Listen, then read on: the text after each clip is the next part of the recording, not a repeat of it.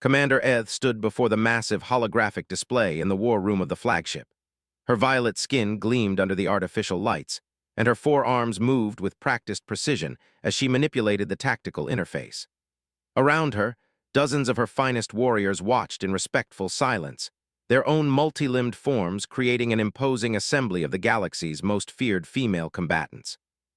The Empire had dominated 17 star systems for over 3 centuries, their all-female military caste proving superior to every species they encountered. Their society had evolved beyond the need for males in combat roles, with females developing enhanced reflexes, superior tactical thinking, and an innate understanding of warfare that made them nearly invincible. Sisters, Eth's voice carried the authority of countless victories. We stand at a crossroads. The Galactic Federation grows bold. They dare to question our expansion into the Terran system. Her mandibles clicked in what passed for a smile among her kind. They claim this new species, these humans, deserve protection under their charter. A ripple of amused chittering passed through the assembled warriors, though with their crystalline exoskeletons sparkled as they shook with laughter. The massive females, each standing nearly 3 meters tall, rumbled their approval. The sleek, their tentacled heads weaving hypnotically, pulsed with colors indicating their eagerness for conflict. These humans, continued another voice. Captain Ra of the delegation stepped forward, her bioluminescent patches glowing with anticipation.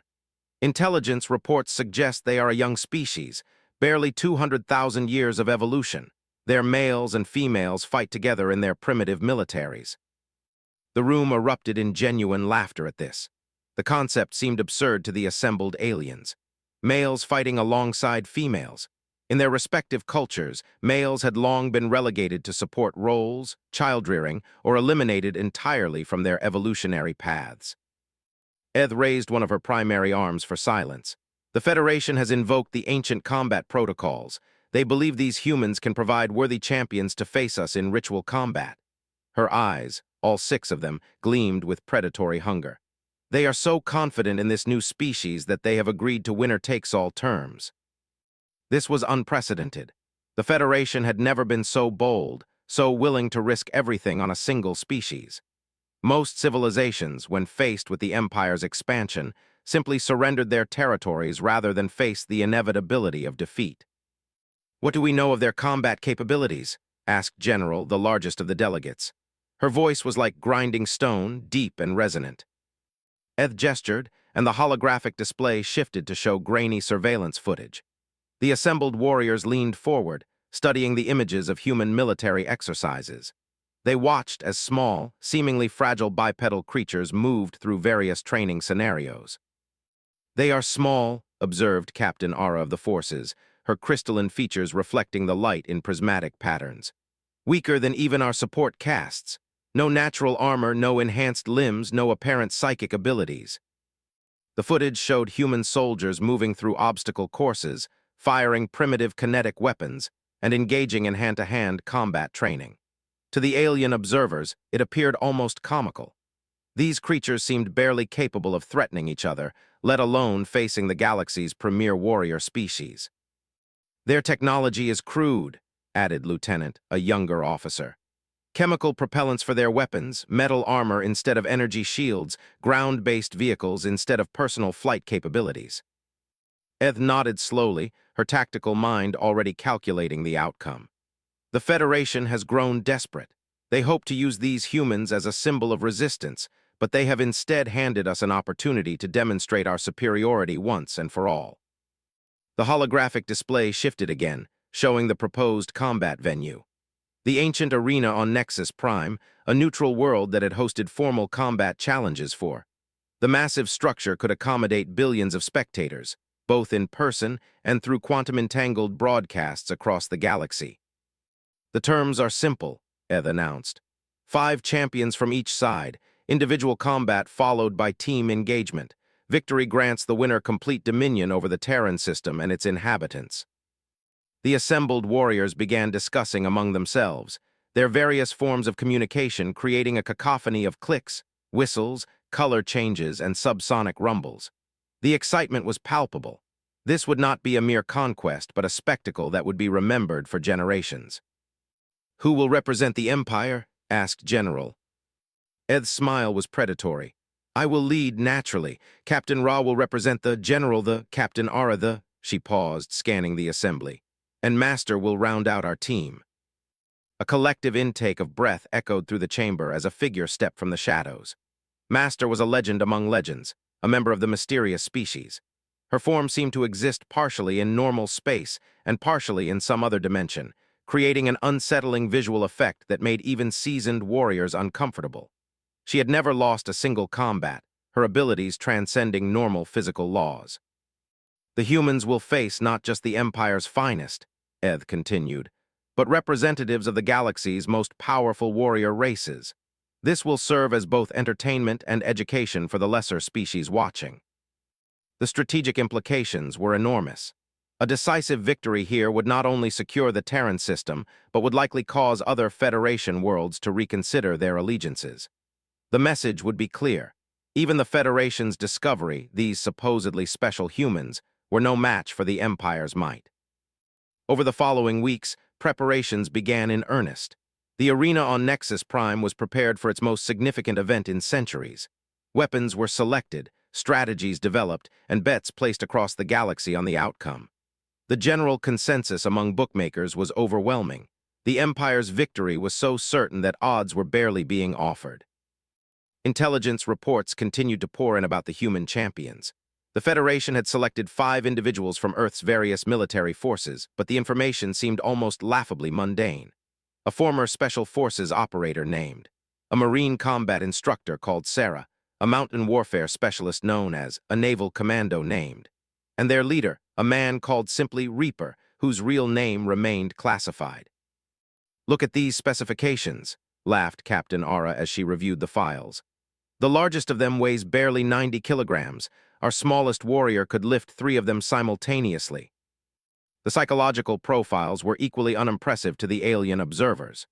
Humans, it seemed, suffered from excessive emotional responses, PTSD, and various mental health issues that would be considered debilitating weaknesses in their societies.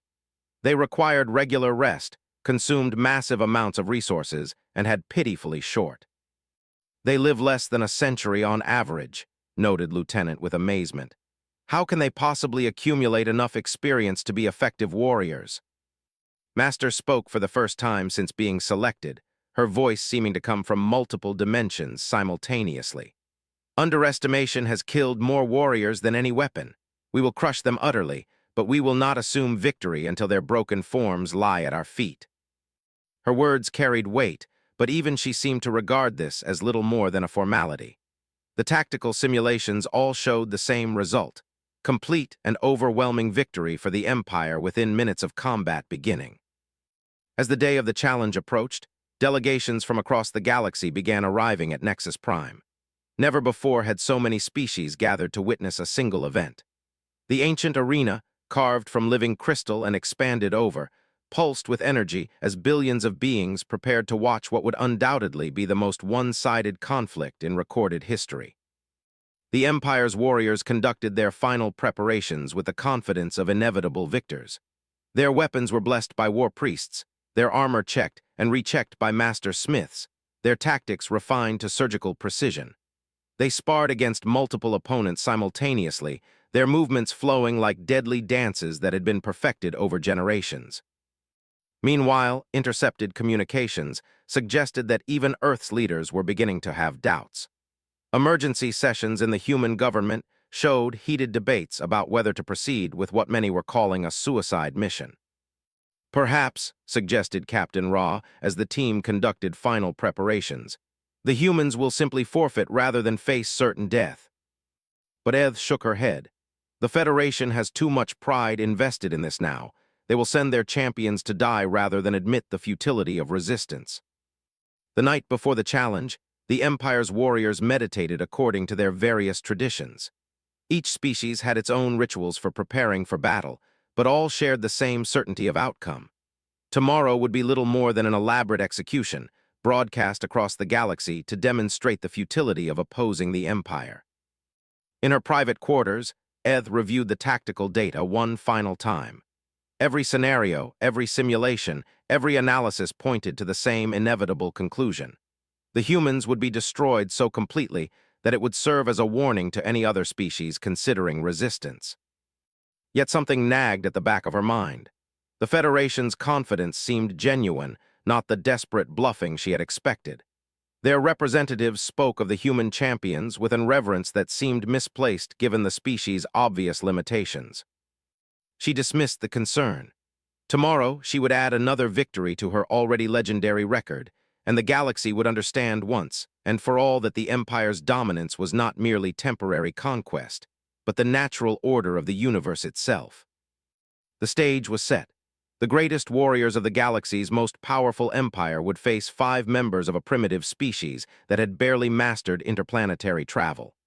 The outcome seemed as certain as the turning of stars, yet something in the cosmic winds suggested that the universe still had surprises left to reveal. The morning of the challenge dawned with the artificial sunrise of Nexus Prime's atmospheric processors painting the crystal arena in shades of gold and crimson. The massive structure hummed with energy as billions of beings from across the galaxy settled into their viewing positions, both physical and virtual. The arena itself was a marvel of ancient engineering, its crystalline walls capable of withstanding planetary bombardment while providing perfect visibility for all spectators.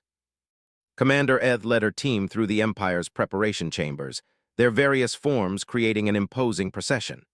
General's massive frame required specially reinforced flooring with each step. Captain Ara's crystalline body caught and reflected the chamber's lights in dazzling patterns. Captain Ra's tentacles wove through the air in complex patterns, her bioluminescent patches pulsing with anticipation. And Master seemed to phase in and out of reality, her nature making her presence unsettling even to her allies. Remember, Eth addressed her team one final time, this is not merely about victory.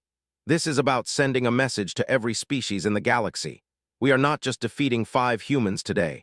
We are crushing the very concept that anyone can stand against the Empire. Through the massive viewing portals, they could see the human preparation area across the arena. 5 figures moved with what appeared to be casual indifference, their simple military uniforms a stark contrast to the elaborate ceremonial armor worn by the Empire's champions. To alien eyes, they looked utterly unprepared for what was to come. The humans were speaking among themselves, their voices too distant to hear, but their body language suggesting they were sharing some sort of joke. This casual attitude struck the alien warriors as either admirable bravery or suicidal insanity. They do not even appear frightened, observed Captain Ara with what might have been respect. Perhaps these humans possess more honor than intelligence. Master's voice drifted from multiple dimensions. Fear and courage are often indistinguishable from a distance. We shall discover which they possess soon enough. The arena's central display activated, showing the first phase of combat, individual duels. Ancient tradition dictated that the strongest warriors from each side would face each other first, followed by progressively smaller fighters, culminating in a team battle if any challengers remained. Eth would face the human leader, a man identified only as Reaper. Intelligence suggested he was older than most human warriors, possibly past his physical prime by their standards. His file contained numerous redacted sections, but what little information was available painted him as a career soldier with extensive combat experience in various Earth conflicts. General studied her opponent through the portal. Sarah appeared to be a human female, which struck thee as oddly appropriate. At least these humans understood that their females were superior fighters, even if they foolishly allowed males to participate as well. Captain Ra's opponent was, whose file indicated specialization in mountain and Arctic warfare.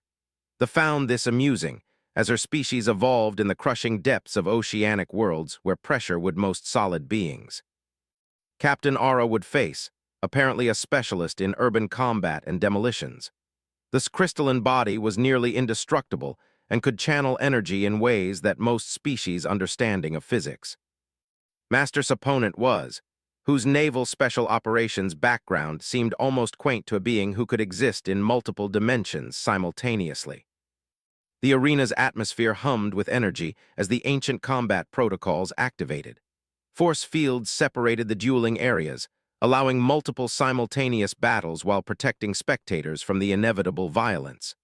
Weapons materialized in specialized chambers, each warrior allowed to select from their traditional armaments.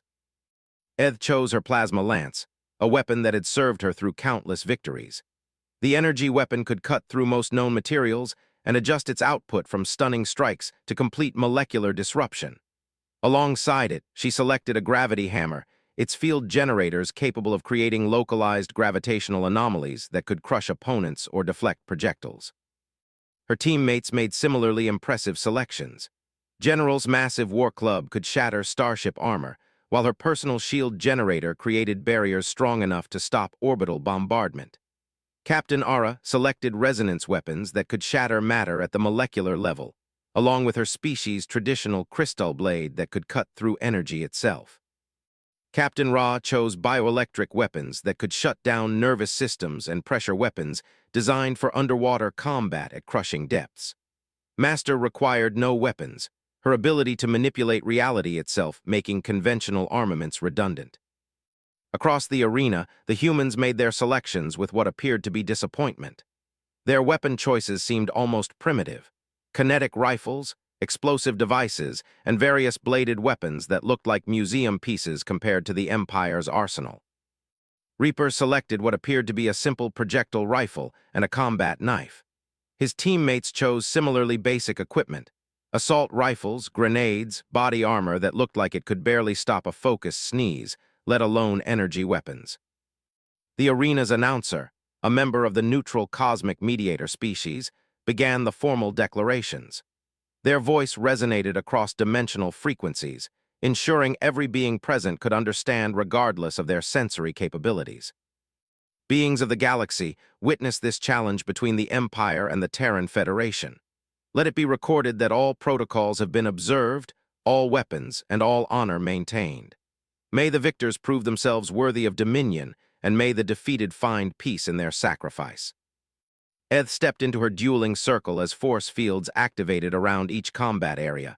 Across from her, Reaper moved with an economy of motion that spoke of extensive experience.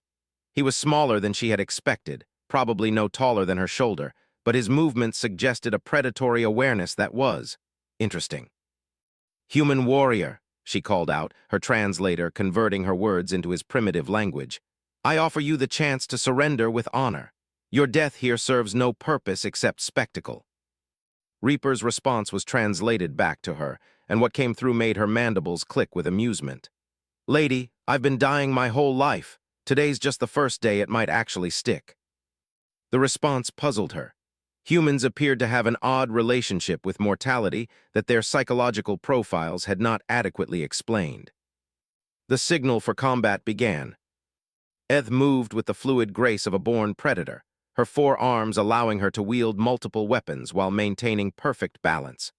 Her plasma lance charged as she advanced, its energy signature painting targeting solutions across her helmet's display. The gravity hammer in her secondary hands created distortion fields that would crush the human the moment he entered range. Reaper did something unexpected. He didn't retreat, didn't take cover, didn't attempt to use range to his advantage with his primitive projectile weapon. Instead, he charged directly at her, his rifle firing in controlled bursts that sparked harmlessly off her energy shields. The audacity was impressive, if suicidal. Eth triggered her plasma lance, sending a bolt of contained star fire toward the approaching human. The shot was perfectly aimed, calculated to core through his center mass and end the duel quickly. Reaper moved. Not the clumsy dodge she expected, but a movement that seemed to defy physics. He was there, then he wasn't, the plasma bolt passing through space he had occupied a microsecond before. His rifle continued firing, the primitive kinetic rounds somehow finding gaps in her shield matrix she hadn't known existed. Alarms began sounding in her armor as systems registered damage. Impossible damage from impossible weapons firing impossible shots.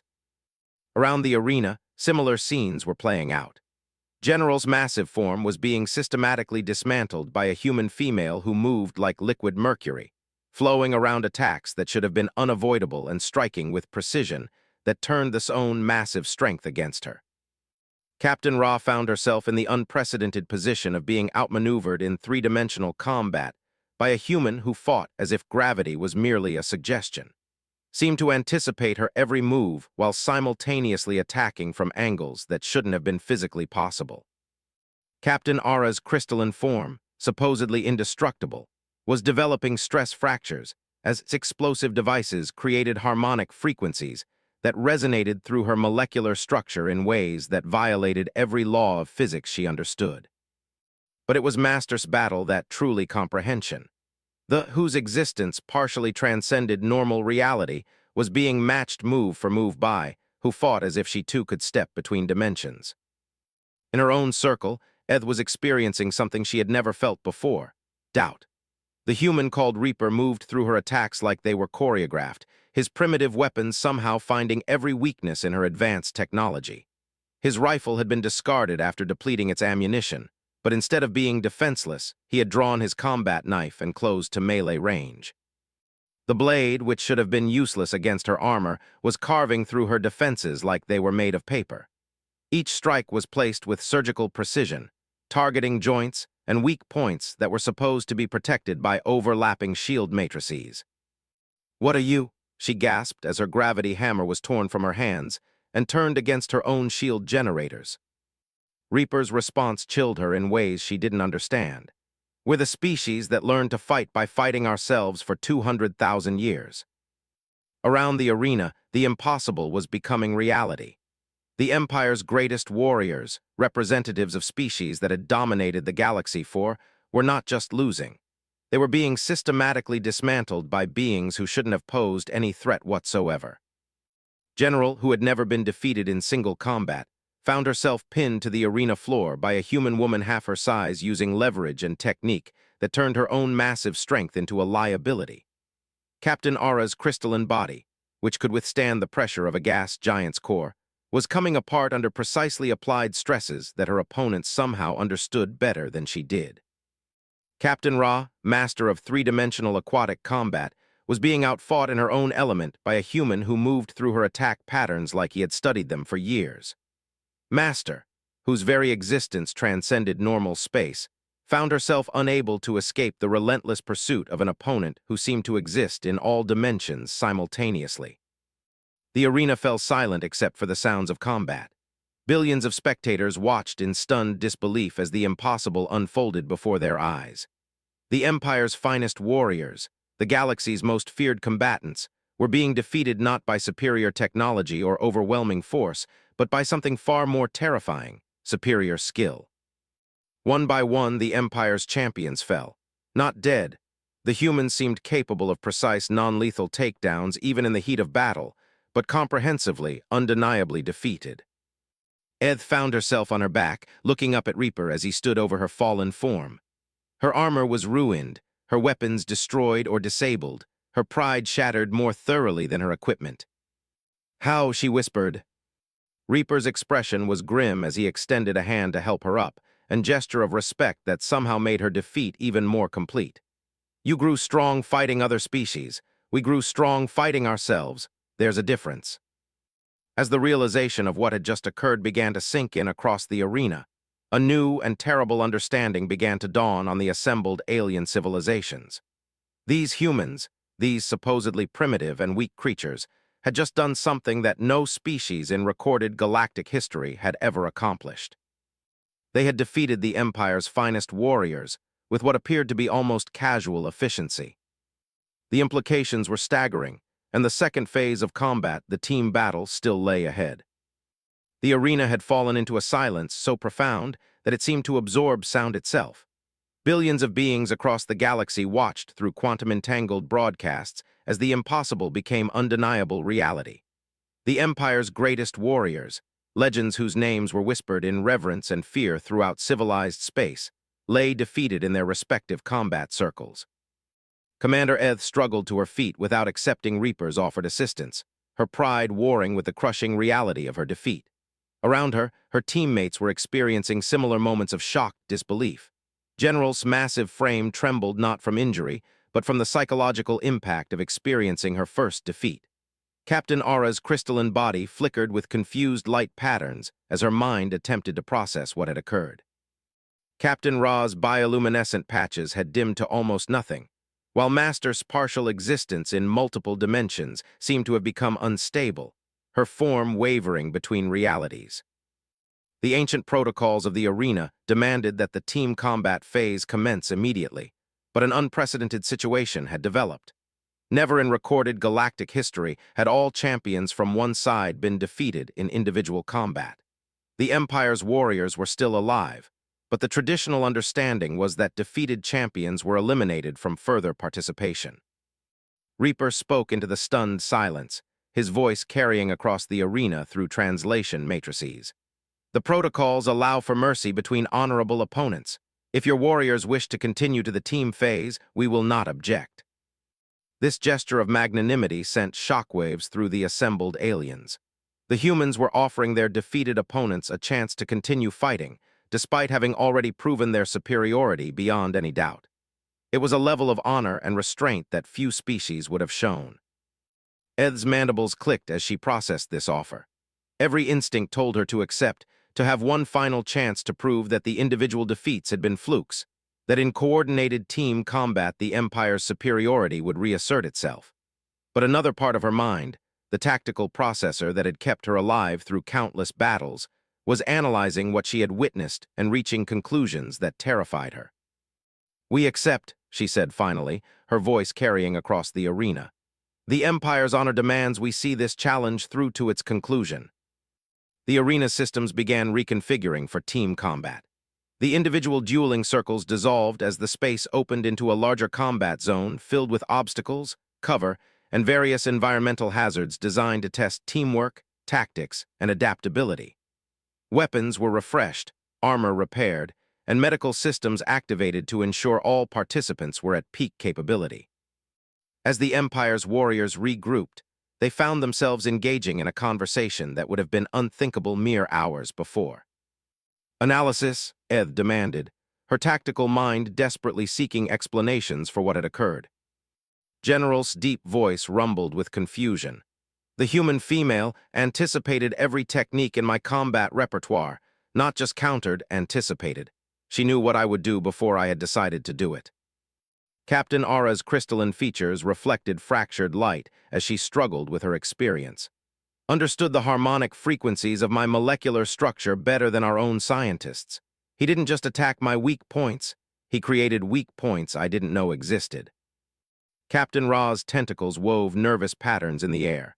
"Fought like he had studied our species for decades. Every movement was calculated to exploit not just my physical limitations, but psychological ones I wasn't aware I possessed." Master's voice came from multiple dimensions simultaneously, but for the first time it carried uncertainty. "Exists in dimensions I cannot access. Her consciousness operates on planes of reality that should not be possible for organic life." Eth processed this information with growing unease. And Reaper moved like he was fighting a simulation he had run 1,000 times before. "Every attack I made was expected, every defense I mounted was inadequate." Across the arena, the human team was conducting their own preparation, but their demeanor remained frustratingly casual. They checked their equipment with professional efficiency, discussed tactics in voices too low to monitor, and maintained an air of calm competence that bordered on the insulting. The arena's announcer activated the communication systems. "The team combat phase will commence in 60 seconds. Victory conditions, elimination or surrender of the opposing team. Environmental hazards will be active. May honor guide your actions and skill determine the outcome." As the countdown began, Eth made a decision that surprised even herself. She opened a communication channel to the human team. "Before we begin," she called out, "I would know the truth. What are you?" Reaper looked across the arena at her, and for the first time his expression showed something other than professional focus. It might have been pity. "We told you already," he replied. "We're the species that learn to fight by fighting ourselves." "That explains nothing," Eth shot back. Sarah stepped forward. "Commander, in the past century alone, humans have engaged in 2 global wars involving every major nation on our planet. We've fought with chemical weapons, nuclear weapons, and tactics so brutal they were banned by international convention. We've committed genocide against our own species, and then spent generations studying those genocides to ensure they never happened again." Added his voice to the explanation. Every species you've conquered learned to fight by battling other species with different capabilities, different technologies, different ways of thinking. You adapted to face external threats. His accent was thick, but his words were clear. Humans learn to fight by battling other humans. Every enemy we face, we have already faced in ourselves. Every tactic you might use, we have already used against ourselves. Every strength you possess, we have already learned to counter by fighting other humans who possess the same strength. His voice carried the weight of terrible understanding. You study warfare against aliens. We study warfare against ourselves. Every human military academy teaches the history of human versus human conflict going back thousands of years. Every strategy, every technique, every psychological approach, we've seen it all before because we've done it all to each other. The countdown reached 0. The team combat began with a coordination that took the alien warriors by surprise. The humans moved not as 5 individuals working together, but as a single organism with 5 components. Their positioning was perfect, their communication seamless, their tactics ruthlessly efficient.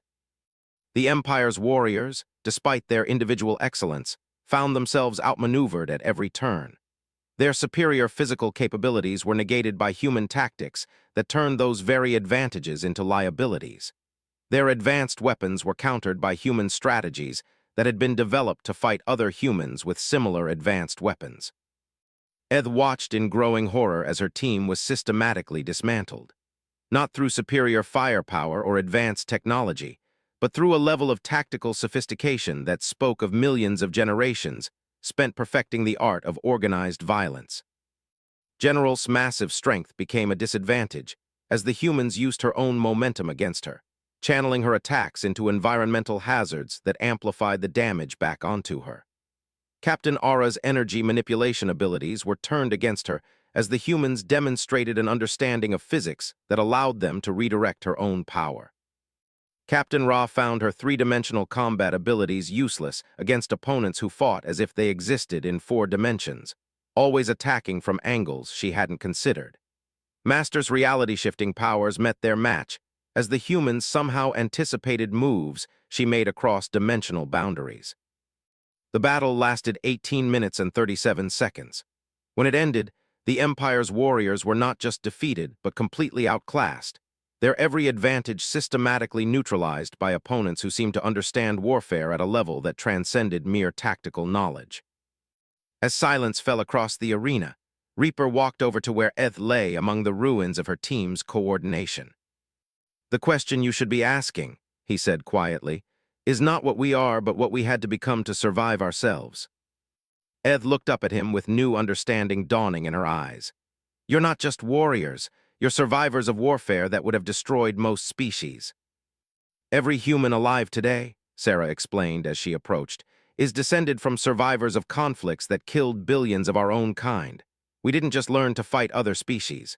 We learned to fight the most dangerous predator our ever produced, ourselves."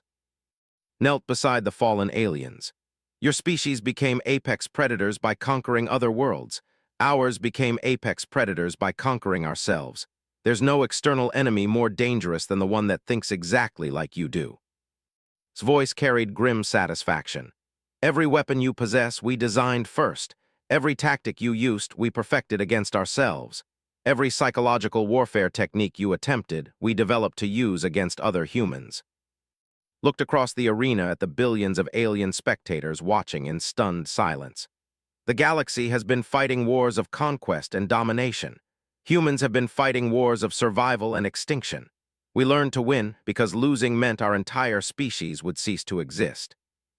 As the implications of this revelation sank in across the arena, the cosmic mediator's voice echoed through dimensional frequencies. "Let it be recorded that the challenge has been completed. The Terran Federation has achieved victory according to all established protocols. The terms of combat are fulfilled." But Eth barely heard the formal declaration.